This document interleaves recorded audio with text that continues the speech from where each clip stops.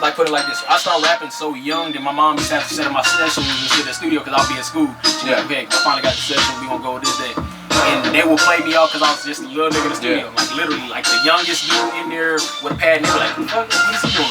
Oh, he came to rap. What? And they would just move out the way like, oh, this shit gonna be funny. Like, then I'll rap and I'll make the whole track and I'll get my mind out. DJ, TRILL Alumni here, Honcho, Austin, Texas. We kind of been starting, you know, TRILL Alumni started as a rap group. We used to go to DSC. Myself, King, you know what I'm saying, Ty. Then down the line when people started to figure out who we were, and, you know, like we started getting a little buzz, things started changing, people are trying to get us to come out and do certain events, jump on it back in the day on the east side and stuff like that.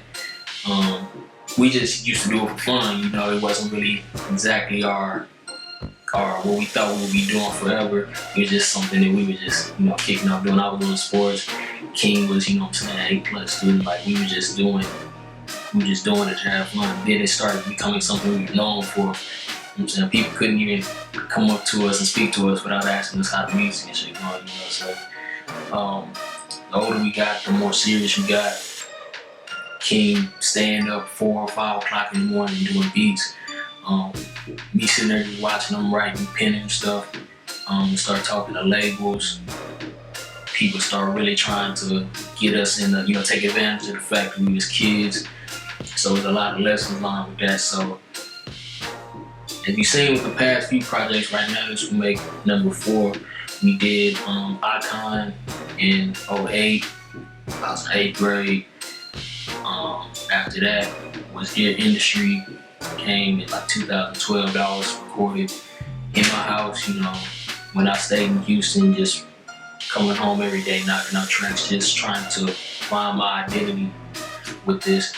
And then around 2013, 14 is when a lot of stuff started happening, you know, like my homies started getting, you know, having to deal with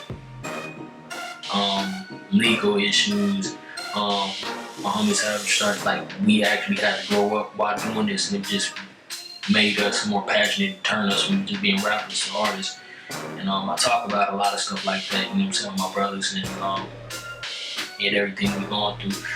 Megladon came out right before I moved to Atlanta. Knocked it out in a week. Was real. It was rushed, but it was needed, and I dropped it in Atlanta, and that kind of started building a buzz for where we at today. So right now, this Megladon 2 project is all about just the progress. As us as an artist, you hear a lot of stories in it. You hear a lot of things that made us, you know, our sound that we so popular for, just keeping authentic Austin hip hop. You know, when they ask us what Austin hip hop sound like, we try to stay true to that, to the legends of Texas. You know, just a newer age.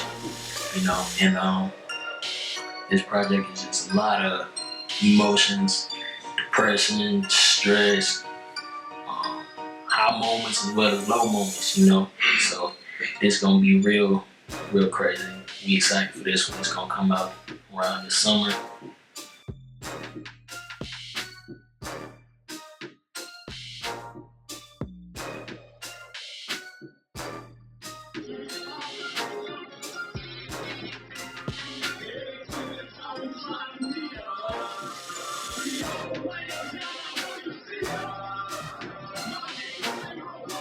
Just really wanting to solidify and establish and show everybody what TRILL Alumni is and who we are.